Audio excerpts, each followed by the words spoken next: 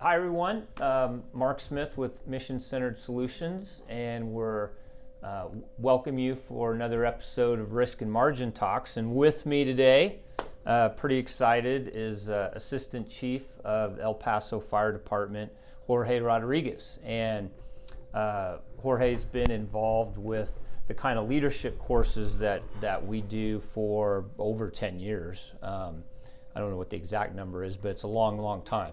And so I thought Jorge would just be an ideal person because he's got a lot of unique perspectives, one of which is, and I'll let him talk about this COVID mind map here. So a lot of really good perspectives on risk. So Jorge, maybe start by just kind of what's been your journey as a person that makes a lot of risk decisions. Yes, and thank you, Mark. Thank you for giving me this opportunity today. So I've been with the El Paso Fire Department for 22 and a half years. Yeah. I, of course, moved up the ranks. Really, where MCS was introduced to me was when I became a lieutenant, and I picked up my first book on leadership, realized, oh man, I am deficient in that area. So I remember reaching out to Brian Fennessy, which I'm sure some of your audience is familiar with. So he connected me with you all. They said, we know. I transferred over to the training academy to try to push this endeavor. And 18 months later, boom, first class. We get the whole program moving, bring in a whole institutional leadership program for the department, still operational today. So we moved up a few more ranks. I've been very fortunate to have the opportunities to move up. When I became a battalion chief, I worked internal affairs, was the professional standards office. There we did risk management, but it was more internally, right? Looking at critical incidents and how the organization deals with impacts to credibility, reputation, legal, so kind of those medical legal risk type of things. So that was a really good learning experience for me. Working with the chief then and seeing how they made decisions first based on risk, right? Became the promoted to deputy chief, became the emergency management coordinator for the City County Office of Emergency Management, which is embedded within El Paso Fire. Started that back in 2017 and have been here since. And within that, leadership programs, continue to operate within fire, but really emergency management and this office took on some rather, I think between our emails, I call them little micro black swan events, right? Right. Of things that really were things that we probably could have anticipated, but never imagined, and here we are. So first, 2019, El Paso got hit really hard, and we had the single largest, albeit to what we're seeing now in the Rio Grande Valley, but at the time, one of the largest migrant influx to hit a local community. So within that period, we received about 120,000 migrants that were released into the community. That required a lot of sheltering and NGOs and connecting and coordinating, and that lasted about 7 months. That finally ended, and then exactly about a month after that, we had the August 3rd shooting. So there, unfortunately, we lost 23 of Pasoans, 7 Mexican nationals. Right. We'll talk about a little bit of that binational issues that we have here. And we went into a really deep long-term recovery aspects, and we hit a whole framework to how to deal with those types of events. Since the fallout was pretty bad. El Paso is one of the safest cities in the country, have been for decades. We average about 16 homicides per year. That day we had 23. Yeah. 22, and then unfortunately we had one that was hospitalized and ended up passing away almost 6 months later. But so we dealt with that, and in March of 2020, we, as the mind map represents, we got hit with COVID, and so we had an integrated response with the Department of Public Health and our EOC, OEM, El Paso Fire, through the leadership of our fire chief, who became the managing director for OEM, public health, of course, 911 communications, and really everything that dealt with the response was under his umbrella and his purview. So we had that unity of command, which was critical. But we were hit extremely hard in October, November of last year. Worse in the country in terms of the scale of community spread. We had a 1,000% increase in our hospitalizations in a 6-week period. So we really saw the worst case scenario when it came to pandemics. We knew that El Paso, we're 82% Hispanic. Of course, a lot of socioeconomic drivers that complicated that. But creates a huge at-risk population. Massive. Right. Massive, right? Our language, 30% of our community is only speaks Spanish. Poverty rate's high. Our essential workforce is everyone. There's no big tech jobs. Where people were able to work from home. The vast majority of people had to come into work. So not just public safety, but everybody, the grocery store worker. So there was no ability for people not to work. So all of that, created the perfect storm.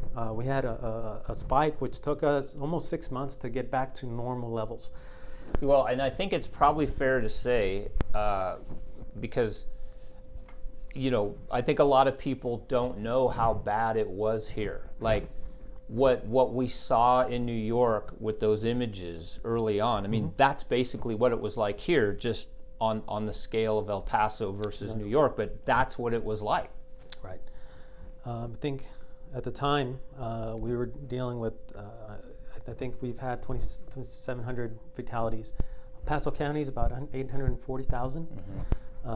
So that was one part of this mind map that was just a huge operation, was dealing with that. But yeah, just when you kind of put it to scale, very similar to what happened.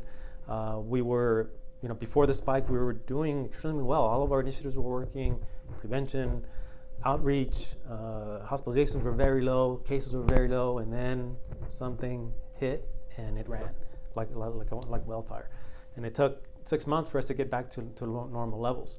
So at the beginning of January, when we started our vaccine rollout, well, that was a big part of us saving ourselves, right? So very successful rollout. Right now, we are almost at 75% of fully vaccinated. We're at 86% of first dose within the community. Our elderly are plus 95% vaccinated.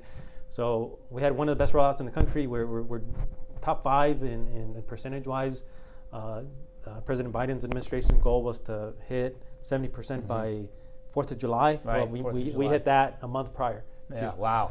So, and that was just for first dose. So we were well beyond that. We're leading the state of Texas. So we had a great rollout. And now we have the best hospitalization rate in the state of Texas. And ultimately it was this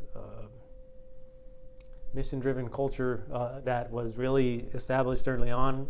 El Paso has such a beautiful community. Everybody has skin in the game. It's not a big city where people are commuting in and out and then leave and don't really have to worry about it. Everybody here has skin in the game. You'll never see the level of cooperation that you'll see here anywhere else in the country. It really is a gem. And we fought for our survival. Now we're in a much better place. Coming out, right? Yeah. Well, so I think that's a great setup. I mean, when you look at yourself as a risk taker, how do you see yourself as a risk taker, particularly in the jobs you've been in since 2017? Yeah, so it's on a different level in that you have different variables that are completely outside of your control, and areas that are hard to anticipate as much as you want, right? I've always called them expected surprises. Things that are so obvious to us, in hindsight, that you should have seen, but that's part of the complexity, and that's why I'm so fascinated with emergency management, big disasters, and things like this, because it really challenges to really bring people, the best minds together, to bring them together and deal with a very multifaceted, complex problem. And in terms of risk, of course, in all of it, if it's going with one type of information technology program that you want to roll out your vaccine with, well, that's inherently going to have problems, right? It's going to create a whole layer of vulnerables, and this goes back to something that you were discussing. In one of your previous videos, everything, and because this pandemic was so multifaceted, it had such unknown problems, because a lot of this, we were building the plane as we went, right? Right. We like the rest of the country, right? Yeah. Everybody was figuring out. So the level of risk within the mindset of this pandemic differed from pre-pandemic, right? How everybody approached our problems was completely different. You didn't have the benefit of time. You didn't have the benefit, you can make decisions without political pressure, community pressure, and all these other things. So the level of risk became, at least in setting out goals and objectives, were probably much higher, because you had to, right? Whether or not you knew you were going to be successful or not, You had to move forward. you had to move forward, and you had to move hard. Right. And that's something that we did. We pushed hard. So Yeah. so risk in that was always. Sometimes you didn't know what you were risking. And I'll add that in that was what is our biggest risk was inaction, right? To not to act, and so forcing ourselves to make a decision, put the resources behind it, and go as fast as we can, because the environment isn't letting up at all, right? I mean, Yeah. you look at the spike. I think people can probably see the screen behind you. I mean, just, that's not going away. Right. So, it's interesting as an emergency manager. It sounds like what you're saying. The most dangerous part of the job would be not to act aggressively. Wow.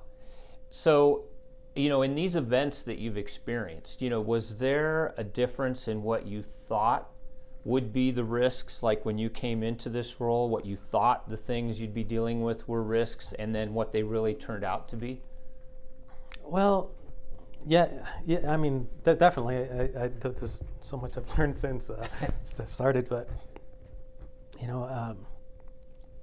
Paso is really, we're very fortunate. We don't experience a lot of natural disasters as we see in other communities. So I thought, okay, I'm going to be dealing with some flooding events, this and A little that. flood here, some locusts there, whatever. We'll help coordinate some special events and things like that. But then we started seeing these other, just things that I've described that have completely just, from what I thought the discipline would meet my experience, to my capabilities, to this, and then to what was put upon us, was just really beyond what I thought. Well, that was something that you said that struck me when you were first kind of giving us your introduction, was imagination, and how you just didn't imagine, and that some of these things would happen, and imagination plays such a big role in making risk decisions, because just like you said, we're taking risks. I don't even know what they are. I just know I'm taking them, and you really have to fill. I mean, the only thing you have is imagination to fill that in. Right, and then as an individual, and this is everybody, right? Everybody that's part of the response, that imagination of the unknown, but the imagination to create is also your best friend, right? Because it takes a lot of that to really build things that just didn't exist. Yeah. You look at testing. You look at testing, for example, was completely foreign. FEMA started the first community-based testing sites, and they started putting them in. But even then, with the full power of the federal government, they had very difficult constraints to execute that. But we were able to learn that and do it at a local level, which which of course had its issues and whatever. But you're just creating new processes and training new people, and COVID and the fear and all of those things wrapped up into getting our great staff to do what they do best and adapt. And I think the fire service does an amazing job of that adaptability to any problem, right? Special rescue, someone stuck between two buildings, how we're going to get them out. They have such innovation, and that's really taught from as you're coming up. And I think that's probably one of the best skill sets that we all learned coming up is one, knowing that you're in an emergency. Right. The composure that you bring to it. We have our systems. We have command and control, ICS. We know how to scale. We know how to plug in the resources. So all those things are the elements that we can fall back on and apply to pretty much anything. Doesn't matter how big the disaster is. We have the system. So we just apply those, and I think they definitely helped us to create just this, I think, of a corporation, just massive, and it's really, and it just starts from the basics, from the fire ground, that you're able to. Well, and I think that's just a huge, just in general, a general principle of risk management is what is our anchor point, and so the anchor point is always the system, right? It's the fundamentals, it's ICS, it's those basic, like if you're doing martial arts, it's those katas, it's those basic components that you put together in endless combinations, when you're confronted with an opponent, but you're always drawing off the same fundamental principles. Yeah, absolutely. Yeah. It's interesting. So I wonder how, one of the biggest challenges of COVID has been getting everybody's perceptions to match on what the risks actually are, right? And so there's politics, there's all the different components of that. Here you talked about language barrier, things like that. What's it been like to try to get everybody with a common, at least an agreed to, assessment of what the risk actually was? I mean, that's even still being debated now, right? It is, yeah. And I think a large part, so part of our communication strategy was, and I hope this answers your question, but part of it was one, building a brand.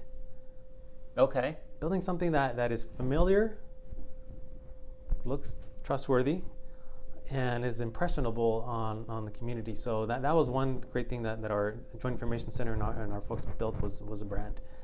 And then part of that was messaging, but saying the same thing, just consistently, constant. Because at that point, those were the only things you can do, right? You can wear a mask, wash your hands, hygiene, separation distance. So just sticking to that, because anything else, more complexity to it, was just going to counterproductive. Work against it. And I think that's interesting. And then you were talking about the need, because I think this is important on all incidents. All big incidents of any kind, they involve people from all kinds of walks of life, cultures, languages.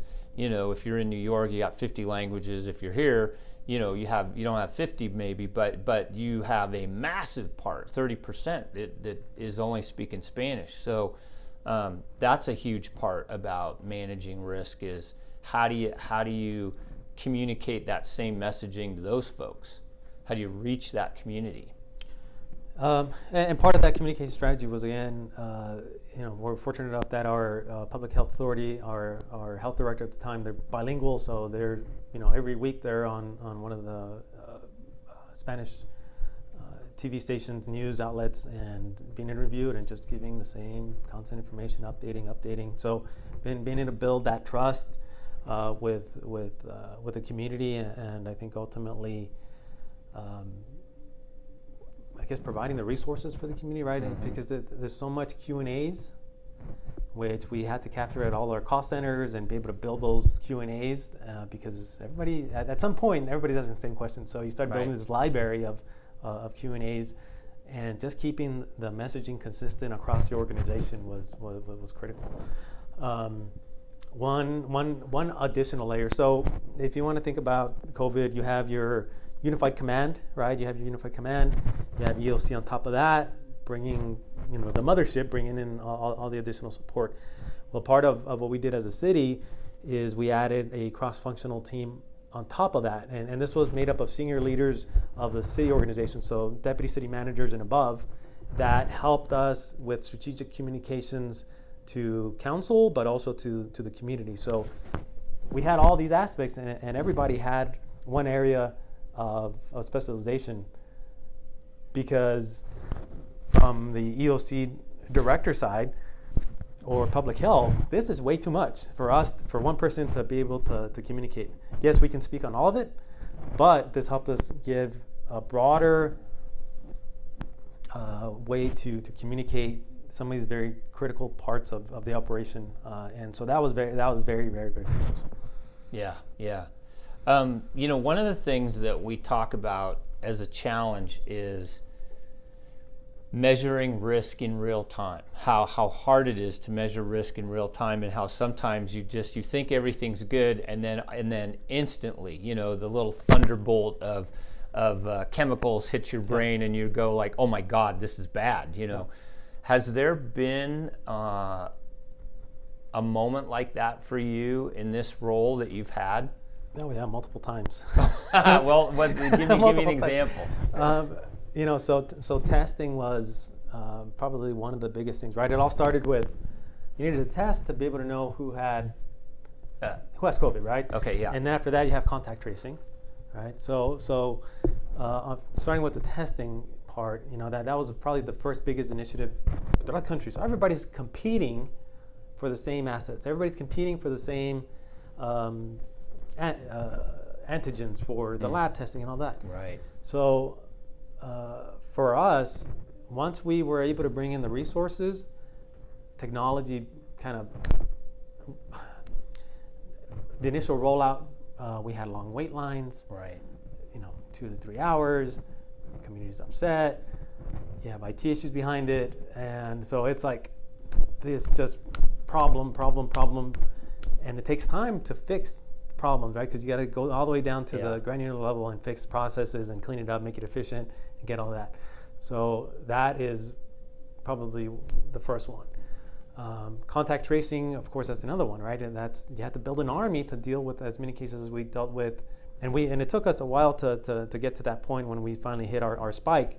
At that point, we were, we had an army of 300 doing contact tracing. So, but even in that, you have process. People don't want to give their information. Right. They want to give their information of who they were So with. you're rolling out this system, and then all of a sudden it just isn't working. Yeah, people aren't going to tell you where they were, right? So you just all these other little variables of things that you thought would in hindsight you think, okay, it's going to work out exactly like this, and no, human nature is going to play a big role in how all these things rolled out, right? So. But from fatality management to hospitalizations and just I had that feeling multiple times throughout the whole thing, just because it was dynamic. It was dynamic. It was.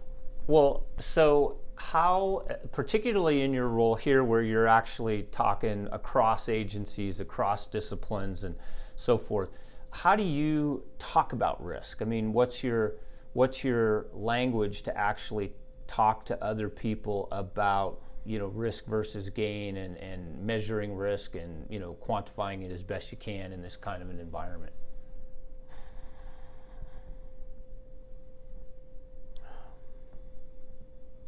Trying to find of an example of I think it all dependent on who our audience was. Mm-hmm. Versus was it the folks working at the jails and how they manage their risk with the inmate population, how we dealt with vulnerable populations and that risk of protecting our elderly, our homeless population. We created a whole system in which to protect our homeless population, we created a single point of entry shelter that would screen, and based on positive or not, they would be able to go into a shelter, or we would put them in isolation quarantine. So to answer your question, risk really depended on the audience and who we were dealing with. So it varied, right? Some were essential workers that had to do and deal and face the risk of COVID, and others, we were working with people that we had no authority over. Which is another thing, right? Part of emergency management, one of the challenges is that you coordinate, but you don't have direct authority over. Well, which sort of really means that when you articulate yourself about risks, that you have a language for that. You have a way to paint that picture of risk for people. Mm-hmm. And so how would you do that with people that just didn't work for you or didn't have to do, what you said? I mean, it really came down to just personal relationships and building that rapport and knowing that, look, we're here we're going to do everything we can to make you successful. Taking the attitude of, failure is not an option here, and we're going to give you everything you need in terms of resources, education. We put together cluster management teams that went out to all of our facilities for long-term care facilities to care for elderly, gave them improvement plans. I mean, we threw everything at them. So a lot of it was just about building that trust, that rapport, because a lot of these agencies, and now you have 18 months, here we are 20 months later, very, very strong relationships, right?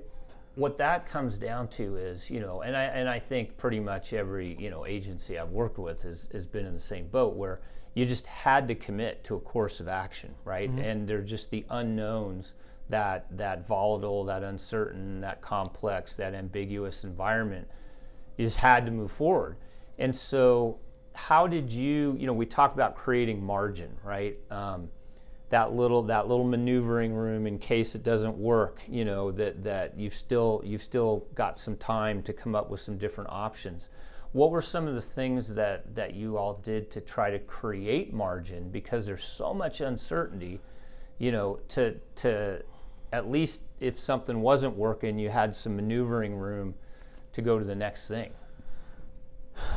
So technology played a big role in being able to link, and we brought in multiple layers of technology to try to bring it all together into one way that all of our systems were talking to everything. But part of that technology was a lot of beta testing on that technology before we went big and went live, because you think of testing, and if that technology was not going to work on our first day rollout of all these new testing sites, that would be bad. It's going to be a bad day. It's going to be a bad day, and we had some of those bad days, and a lot of them is you don't know the problems until they're completely in play. Yeah. And so with technology, that was one of the biggest things, was just trying to buy us enough time, as much pressure we had to roll things out, to just give us that little window, a little margin of time to be able to test it. Rehearsal, as best as we possibly could, but we knew that sometimes we just have to go, and we were going to have to fix as we went and learn. Ultimately it was part of how we learned as an organization, and I can't think of as with all the mistakes that we had. Part of the success that we had with our vaccine rollout went back to when we first started our first testing site. It was run locally. We had our own technology. We had our own local lab. So we set up the processes, a drive-through. I mean, all those little thousands of tiny little decisions had to be flushed out, but we had a good process. And once it was going, it was going. Well, we leveraged that knowledge to roll out prior to the COVID vaccine in about September of last year. We rolled out our Power Flu campaign because we were afraid that the flu was going to play a big role, and we're going to have compounding effects. So we started doing big events for Power Flu. We ended up doing 40,000 vaccines in like a 2-month period. So that learning, those processes, the technology that we set up there, put us months ahead of other jurisdictions, because they just didn't do that beta test. So that propelled us. And once we got come mid-December, we got moving. Granted, we still had the complexities of okay, testing is one thing, but tracking vaccines, 2 doses, and tracking people, and now all these new systems that we have to put in, complicated, but we were able to get that out and go. So it was just all that continual learning, and each thing required its own. But if we hadn't done any of those, I don't think we would have the success we would have. Yeah, and it also sounds like you were sharing that information, right? Absolutely. So learning not just as a fire department or the EOC or whatever, but your whole community of response was sharing, which I think that's a huge, to me that's a lot of margin, is when you make sure information gets to everybody. Right. You're creating a lot of margin there.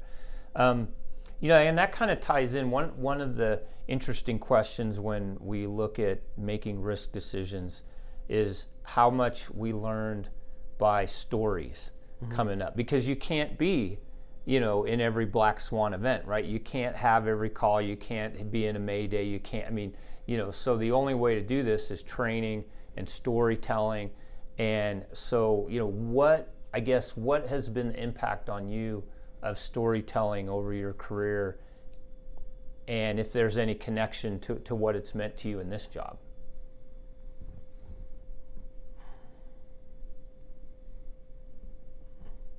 Well, storytelling, fire service has always been just a part of the tradition, right? Part of the culture. So I think it's very much part of working multidisciplinary, working with all these different agencies, and bringing that culture into what we do, and especially in such a long duration event, right? That many faces have changed over this last 20 months. I've seen so many, as far as like our EOC staffing, it's just a completely new group of people. And it's going back to the stories of the beginning, right? Of the beginning. Oh, you should have seen at the beginning of the pandemic. How many times I've said that, right? Of going back and retelling and getting everybody at least an idea of where we were, and the advancements that we've made, of course, but also the lessons that we were able to pick up, because, and this is such a encapsulated incident.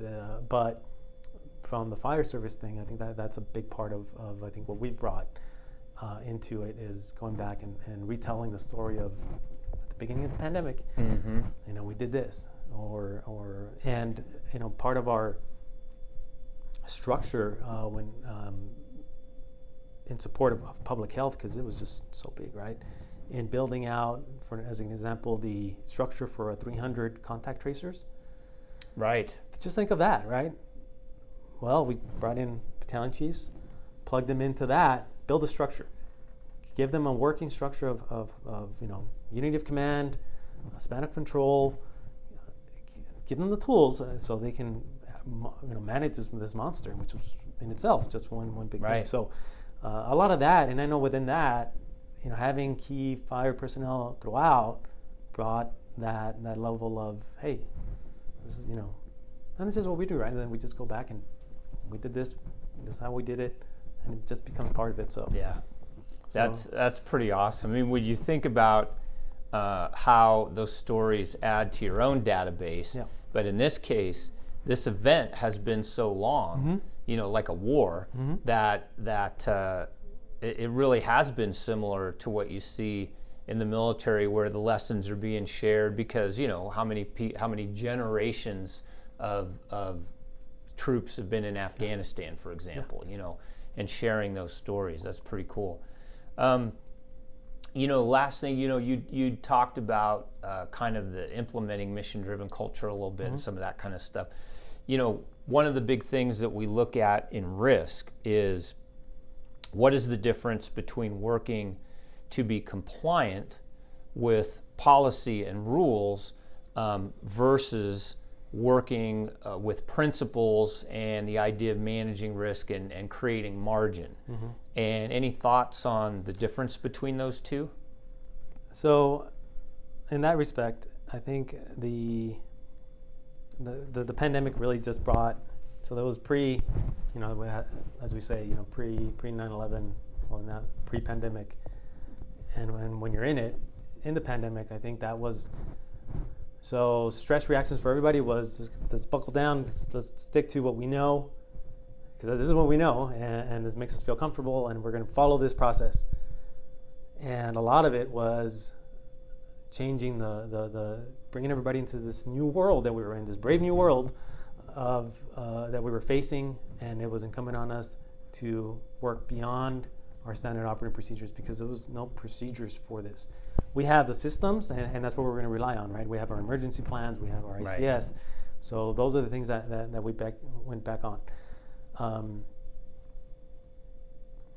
But in terms of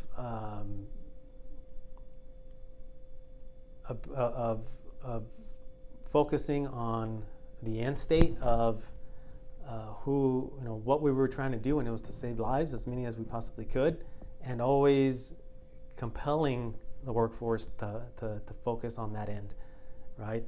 And I think as a community, from the unified command level all the way up to the cross-functional team that we talk about, everybody had that in them, and especially in the beginning, of course, we were doing everything we can to minimize the impact, but then when it did hit us, I mean, everybody was completely all in, and we knew there was nothing that was going to hold us back to do absolutely everything to try to protect the community and recover from this as best as we could. So I think those are the big distinctions in where rules-based procedures and modifications to procedures, right? You think of PPE, things that our EMTs at the beginning had certain capabilities from a medical director on things that they could do. Well, they need new skills that they needed about, right? Can they give shots? Can they do this? So it was a lot of looking at the restraints